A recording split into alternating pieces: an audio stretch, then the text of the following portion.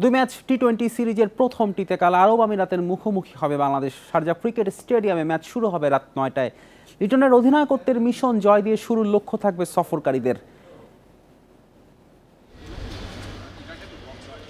অধিনায়কত্বের নতুন দায়িত্ব নিয়ে আরব আমিরাতের বিপক্ষে প্রথম মিশন লিটন দাসের।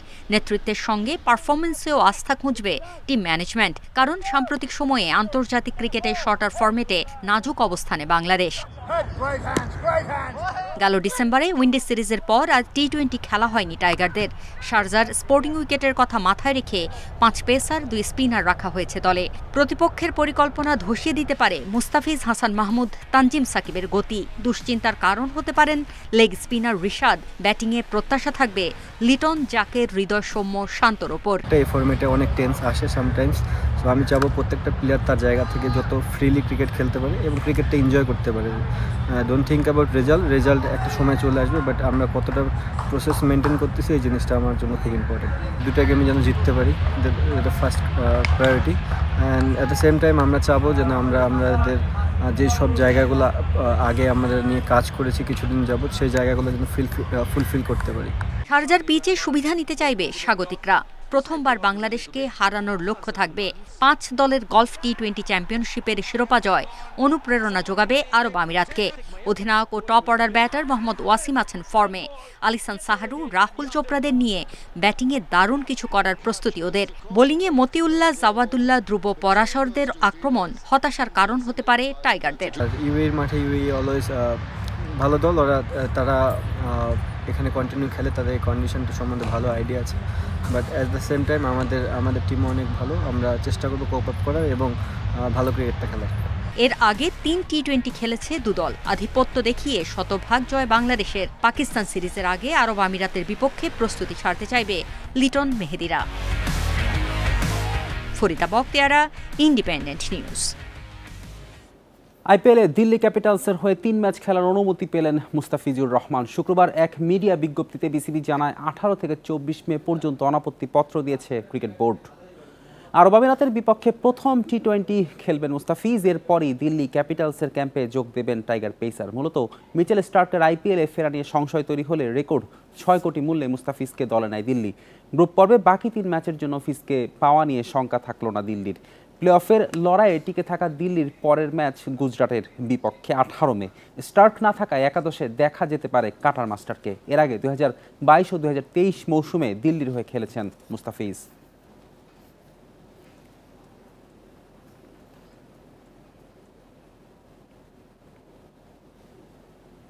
আমিরাত সিরিজ দিয়ে টি-20 বিশ্বকাপের প্রস্তুতি শুরু বাংলাদেশের। সেরা কম্বিনেশন সাজাতে এখন থেকেই বিসিবির গুরুত্ব দেওয়া উচিত। ছোট ফরম্যাটে ভালো করতে 20 ক্রিকেটার নিয়ে পুল তৈরি করার পরামর্শ সাবেক প্রধান নির্বাচক মিনহাজুল আবেদিন নান্নুর। দক্ষতা বাড়াতে ক্রিকেটারদের ফ্র্যাঞ্চাইজি লিগে খেলতে দেওয়ার পক্ষে তিনি। টি-20তে নড়বড়ে বাংলাদেশ র্যাঙ্কিংয়ে তলানির দিকে। দক্ষ ক্রিকেটার ও বিসিবির দূরদর্শিতার অভাব, পাওয়ার হিটিংয়ের দুর্বলতা সবই টাইগারদের পিছিয়ে থাকার কারণ। ছোট ফরম্যাটে উন্নতি আনতে নড়ে চড়ে বসেছে বোর্ড। লিটনের নেতৃত্বে চায় নতুন সূচনা। আসন্ন টি-20 বিশ্বকাপে সাফল্য পেতে দীর্ঘমেয়াদী পরিকল্পনা বিসিবির। আমিরাত ও পাকিস্তান সিরিজ দিয়ে প্রস্তুতি শুরু বাংলাদেশের। সেরা কম্বিনেশন সাজাতে বিশ্বকাপের আগে সিরিজগুলোতে নজর দেওয়া জরুরি। অনেক দিন ধরেই আমরা খেলছি, কিন্তু ওরকম স্ট্যান্ডার্ড ক্রিকেটটা আমরা কিন্তু এই টি-20 ফরম্যাটটা খেলতে পারছি। তো আগাম পরিকল্পনা নিয়ে আগানো, এটা কিন্তু অবশ্যই একটা ভালো দিক। প্রতিটা সিরিজকে ভালো মতো নজর দেওয়া এবং ওখান থেকে প্লেয়ার পিক করাটা বেটার চিন্তাভাবনা। জাতীয় দলের অধিকাংশ ক্রিকেটার খেলেন 3 ফরম্যাটে, যাতে ইনজুরি আর অফর্ম জটিলতায় ভুগতে হয়। টি-20 বিশ্বকাপে সফল হতে ক্রিকেটারদের আলাদা পুল তৈরি করার পরামর্শ নান্নুর। আপনার বিপিএল আছে নেক্সট ইয়ার এবং এনসিএল টি-20 আছে। এইগুলি ম্যাচ থেকে কিন্তু তখন সংখ্যাটা কিন্তু বাড়ানো যায়। ওই সংখ্যা থেকে কিন্তু আপনার এই খেলোয়াড়গুলি পিক করে কিন্তু তখন বেস্ট পসিবল 18 কিন্তু স্কোয়াড করে ওয়ার্ল্ড কাপের জন্য তৈরি করতে হবে। সাকিব, মুস্তাফিজি আইপিএলে বাংলাদেশকে প্রতিনিধিত্ব করছেন লম্বা সময় ধরে। সম্প্রতি রিশাদ, নাহিদরাও বিদেশি ফ্র্যাঞ্চাইজিদের আগ্রহের কেন্দ্রে। ভিন্ন ভিন্ন ফ্র্যাঞ্চাইজি লিগে খেলার সুযোগ পেলে ক্রিকেটারদের দক্ষতা বাড়বে।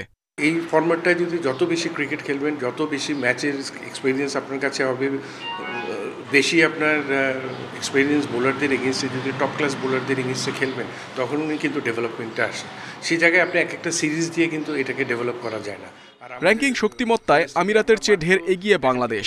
শারজার স্পিনিং কন্ডিশনে 2 টি-20তে টাইগারদের কাছ থেকে আগ্রাসী পারফরমেন্স চান Nannu. Muhammad Nazim, independent news, Dhaka. Emerging দলের সিরিজের শেষ ওয়ানডেতে সাউথ আফ্রিকাকে 34 রানে হারিয়ে সিরিজ জয় বাংলাদেশের। রাজশাহীতে স্বাগতিকদের দেওয়া 226 রানের টার্গেটে নেমে 191 রানে গুটিয়ে যায় সফরকারীরা। ব্যাট করতে নেমে টপ অর্ডার ব্যর্থতায় চাপে পড়ে বাংলাদেশ ইমার্জিং দল। অধিনায়ক আকবর 38 করে ফিরলে 118 রানে 8 উইকেট হারায় লাল সবুজ। মাহফুজুর রাব্বি ও রাকিবুল হাসান দলের হাল ধরেন। দুজনের 84 রানের জুটিতে স্কোর 200 ছাড়ায়। রাকিবুল আউট হন 42 করে, সর্বোচ্চ 58 রান আসে রাব্বির ব্যাটে। শেষ পর্যন্ত বাংলাদেশ অল আউট 225 রানে। ব্যাটিংয়ের পর বল হাতেও সফল রাকিবুল রাব্বিরা।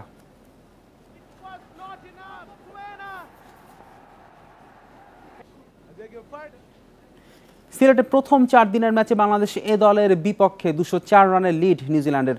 তৃতীয় দিন শেষে কিউইদের সংগ্রহ 5 উইকেটে 216 রান। তৃতীয় দিনের শুরুতে 8 উইকেটে 249 রান নিয়ে ব্যাটিংয়ে নেমে বাংলাদেশের প্রথম ইনিংস থামে 268 রানে। জবাবে দ্বিতীয় ইনিংসের শুরুতে অধিনায়ক জো কার্টার ও নিক কেলির ব্যাটে দারুণ শুরু কিউইদের। এক পর্যায়ে কার্টার রিটায়ার্ড হার্ট হলে দ্রুত 3 উইকেট হারায় সফরকারীরা। মাঝের এই 3 উইকেট নেন হাসান মুরাদ। এরপর আবার কার্টার কেলির জুটিতে আসে 52 রান। 58 করে কার্টার আউট হলেও কার্যকর ব্যাটিংয়ে দলকে এগিয়ে নেন কেলি। দিন শেষে 117 রানে অপরাজিত আছেন এই ব্যাটার। হাসান মুরাদের 3 উইকেট ছাড়াও একটি করে উইকেট নিয়েছেন খালেদ আহমেদ ও নাইম হাসান।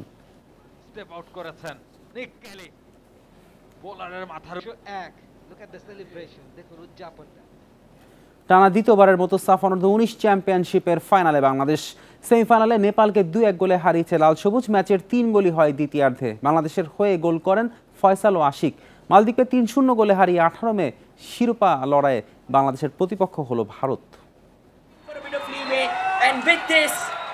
রেফারির শেষ বাঁশি, ব্যাক টু ব্যাক সাব অনূর্ধ্ব 19 চ্যাম্পিয়নশিপের ফাইনালে ওঠার আনন্দে মাতোয়ারা বাংলার যুবারা। গেলবার যে নেপালকে হারিয়ে চ্যাম্পিয়ন হয় বাংলাদেশ, এবার তাদের হারিয়ে শিরোপা লড়াইয়ে নাম লেখালো ছোটনের দল। ভারতের অরুণাচলে গোল্ডেন জুবিলি স্টেডিয়ামে দুদলের ফাইনালে ওঠার লড়াই। প্রথমার্ধ শেষ হয় গোলশূন্য অবস্থায়। বাংলাদেশের চেয়ে বল পজিশন ও আক্রমণে এগিয়ে ছিল নেপাল। লাল সবুজের গোলকিপারের বাধা ও সাইড পোস্টে বল লাগায় বিরতির আগে লিড নিতে পারেনি তারা। প্রথমার্ধে আক্রমণে ধার ছিল না বাংলাদেশের। দ্বিতীয়ার্ধেও গোলের অপেক্ষা দীর্ঘায়িত হয়েছে। 74 মিনিটে ডেডলক ভাঙে বাংলাদেশ। ফয়সালের কর্নার থেকে হেডে দলকে এগিয়ে দেন আশিকুর। প্রথম গোলের উৎসবের রেশ কাটতে না কাটতে লাল সবুজের ব্যবধান হয় দ্বিগুণ। 81 মিনিটে মানিকের দারুণ পাস, দুর্দান্ত ফিনিশিং ফয়সালের। বড় মঞ্চে আরও একবার জ্বলে ওঠেন লাল সবুজের অধিনায়ক। 87 মিনিটে নেপালের ম্যাচে ফেরার আভাস। দলীয় আক্রমণে 1 গোল শোধ দেন সুজন দাঙ্গল। নির্ধারিত সময়ের সাথে রেফারির দেওয়া 7 মিনিট ইনজুরি টাইমে আর কোনো গোল করতে না দেওয়ার পরীক্ষায় বেশ ভালোভাবে উতরে যায় আসরের বর্তমান চ্যাম্পিয়নরা। নেপাল ইন্ডিয়ার ম্যাচ দেখার পরে যে আমাদের গেম প্ল্যান ছিল সেটা পুরোপুরিভাবেই সেটা মাঠে ইমপ্লিমেন্ট করতে পেরেছে। অরুণাচলের দর্শকরা একটা ভালো একটা কম্পিটিটিভ একটা ম্যাচ দেখবে এবং আমরা ভালো খেলে ইনশাল্লাহ জয়ের জন্য মাঠে নামব। 18 মে একই ভেন্যুতে ভারতের বিপক্ষে শিরোপা লড়াইয়ে নামবে বাংলাদেশ। পিয়াস সাহা, ইন্ডিপেন্ডেন্ট নিউজ। সিঙ্গাপুরের বিপক্ষে ম্যাচের আগে বাংলাদেশ দলের প্রাথমিক স্কোয়াডে ডাক পেয়েছেন ইতালি প্রবাসী ফাহমেদুল। বাফুফের আবদারে ক্লাব অলিভিয়া ক্যালাসিও ছুটি অনুমোদন করার বিষয়টি নিশ্চিত করেছে সামাজিক যোগাযোগ মাধ্যমে। সবশেষ জাতীয় দলের ক্যাম্পে থাকলেও শেষ পর্যন্ত ভারতের বিপক্ষে ম্যাচের আগে বাদ পড়েন ফাহমেদুল। এবার ঘরের মাঠে নিজেকে প্রমাণের সুযোগ। 4 জন ভুটানের বিপক্ষে প্রীতি ম্যাচের জন্যও তাকে চেয়েছে বাফুফে। এদিকে ঘরোয়া লিগে বাইলজ ভঙ্গ করায় 6 মাসের নিষেধাজ্ঞায় শাস্তি পেয়েছেন সাদউদ্দিন। বাফুফে আয়োজিত সকল প্রতিযোগিতা থেকে নিষিদ্ধ করা হয়েছে তাকে। 2023 সালে বসুন্ধরা কিংসের ফুটবলাররা মদকাণ্ডে সাজা পাওয়ার পর জাতীয় দলে ডাক পাননি। সাদউদ্দিনের ক্ষেত্রে সে আইন প্রযোজ্য হবে কিনা সময় বলবে।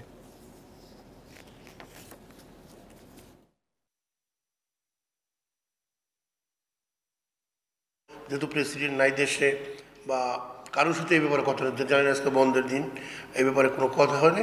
তবে প্রেসিডেন্টের সাথে কথা বলে দেখি কী করা যায়। আমরা পরবর্তী সিদ্ধান্ত, এই ব্যাপারে এখনো মন্তব্য করতে পারবো না। টিমের ব্যাপারে কিন্তু আমরা কখনো হস্তক্ষেপ করি না। হ্যাঁ, আর ফাহমেদুলের ব্যাপারটা কোচ বলতে পারবে। প্রথমবারের মতো বিপিএল ফুটবলের শিরোপা জয়ের দ্বারপ্রান্তে মোহামেডান স্পোর্টিং ক্লাব। 15তম রাউন্ডের খেলায় চট্টগ্রাম আবাহনীকে হারিয়েছে 4-1 গোলে। জোড়া গোল করেন এমানুয়েল সান্ডে। 15 ম্যাচ শেষে মোহামেডানের সংগ্রহ 38 পয়েন্ট, টেবিলের 2-এ থাকা আবাহনীর সংগ্রহ 28 পয়েন্ট। মঙ্গলবার রহমতগঞ্জকে হারাতে পারলে 2 ম্যাচ হাতে রেখে লিগ শিরোপা নিশ্চিত করবে সাদা কালোরা। গেল 5 আসরের চ্যাম্পিয়ন বসুন্ধরা কিংসের অবস্থা বেহাল। হোম গ্রাউন্ডে পুলিশ এফসির কাছে হেরেছে 1-0 গোলে। গোলশূন্য প্রথমার্ধ, দ্বিতীয়ার্ধের শুরুতে ম্যাচের ব্যবধান গড়ে দেন পুলিশের দীপক রায়। গাজীপুরে ফকিরের পুল ইয়াংম্যানস ক্লাবকে 4-1 গোলে উড়িয়ে দিয়েছে ব্রাদার্স ইউনিয়ন।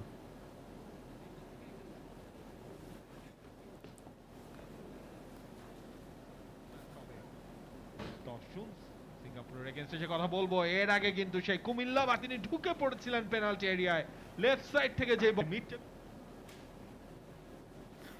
এই ছিল আজকের যত খেলা। ইন্ডিপেন্ডেন্ট টেলিভিশনের সব খবর বিস্তারিত জানতে চোখ রাখুন ফেসবুক, ইউটিউব, এক্সে। আমন্ত্রণ আমাদের পরের আয়োজনে।